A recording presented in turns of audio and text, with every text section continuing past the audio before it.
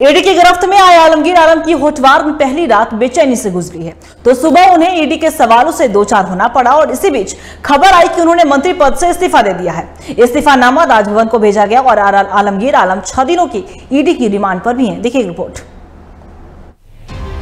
झारखंड में ईडी ने जिस सूरज को छुआ उसके सितारे गर्दिश में चले गए। आलमगीर आलम ईडी के नए नवेले मेहमान हैं, जो एक बार फिर ईडी का मेहमान बना तो फिर रिमांड से लेकर जेल तक लंबी खातिरदारी भी चलती है।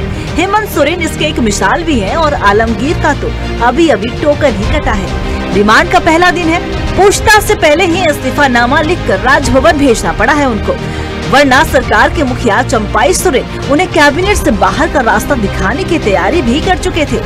एक तरफ नोटों का पहाड़ बरामद होने के बाद गिरफ्तारी से चौतरफा किरकिर, तो दूसरी तरफ अपनों की चुप्पी।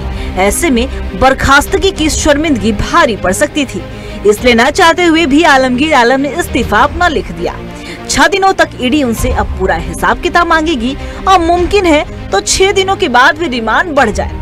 ईडी सूत्रों का कहना है कि पूरी तैयारी और उनके मंत्रालय से करप्शन के पूरे सिस्टम को स्कैन करने के बाद ही आलमगीर आलम पर हाथ डाला गया है। लिहाजा ईडी यहाँ तो नहीं रुकने वाली है और आलमगीर की गिरफ्तारी के बाद उनके मंत्रालय में हलचल भी पूरी तरीके से तेज है और खामोशी भी। कई इंजीनियर, कई कॉन्ट्रैक्टर दिन रात भगवान से यही प्रार्थना कर रहे हैं कि किसी तरह ईडी की 7.5 उन तक ना पहुँचे। आने वाले दिनों में कुछ और गिरफ्तारी भी मुमकिन है। Bureau report TV45। और इसी खबर पे और भी ज्यादा जानकारी के लिए हमारे सहयोगी चित्रंजन हमारे साथ बने। चित्रंजन, आज से आलमगीर आलम से ईडी की पूछताछ शुरू हुई और टेंडर घोटाला मामले में आलमगीर आलम सवालों का सामना भी कर रहे हैं। टेंडर घोटाले मामले के साथ साथ कौन कौन से मामले में पूछताछ हो रही है चित्रंजन? देखिए, आज आलमगीर आलम की कस्टडी का पहला दिन है और आज लगभग 11 बजे के आसपास कोटवार जेल से ईडी के अधिकारी उनको ईडी कार्यालय ले गए, जहाँ से उनसे पूछताछ होनी शुरू हुई। अगर बात की जाए आज के पहले दिन की, तो आज सिर्फ पहले दिन जो कागजी कार्रवाई उनके साथ बाकी जो बचे हुए थे वो हुए, साथ ही साथ कुछ डॉक्यूमेंट्स आधारित जो कागजात मिले थे उनको दिखाए गए। और क्योंकि उनको कोर्ट से भी अनुमति मिली है कि उनके स्वास्थ्य को लेकर जो है वो समस्या है, तो मेडिकल की टीम भी एक बार जांचने के लिए गई थी, बुलाया गया था ईडी की तरफ से, ताकि उनके health checkup, regular health checkup किया जा सके। साथ ही अगर पहले दिन की बात की जाए तो पहले दिन हल्की पूछताछ हुई है, बाकी उनको रेस्ट दिया गया, क्योंकि जो पूछताछ का दायरा है वो धीरे धीरे ईडी बढ़ाएगी और हो सकता है कि 6 दिन के में भी, क्योंकि ईडी ने यह भी आरोप इस पर डाला आलमगीर आलम पर कि ये सहयोग ईडी को पूछताछ में नहीं कर रहे, सवाल के जवाब नहीं दे पा रहे और साथ साथ सवालों के जवाबों को ज्यादातर आज भी उन्होंने टाला है। और इतना उन्होंने बस इतना ही कहा कि पैसे किसके हैं, कहाँ से आए, इसकी मुझे जानकारी नहीं है। अंकिता। चित्रंजन, देखिए, क्योंकि आलमगीर आलम ने अब मंत्री पद से इस्तीफा दे दिया, तो क्या कांग्रेस से माहौल गर्म होगा? क्या इरफान अंसारी की भी एंट्री हो सकती है? देखिए, आलमगीर आलम के हटने के बाद कौन मंत्रिमंडल में शामिल होगा, या फिर इतने मंत्रिमंडल जो कि कांग्रेस से या फिर किसी को जगह नहीं दी जाए, ये भी हो सकता है कि कांग्रेस में किसी को जगह नहीं भी मिल सकती। इन सभी चीजों पर सिर्फ अभी कयास लगाए जा रहे हैं। अभी इस पर वेट एंड वॉच करना होगा कि इस पूरे स्थिति पर कांग्रेस की तरफ से क्या रुख अपनाया जाता है। अंकिता।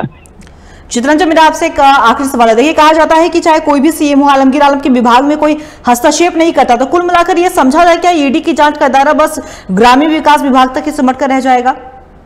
देखिए अंकिता, आलमगीर आलम कांग्रेस के एक बड़े लीडर है और उनको एक बड़ी जिम्मेवारी दी गई थी।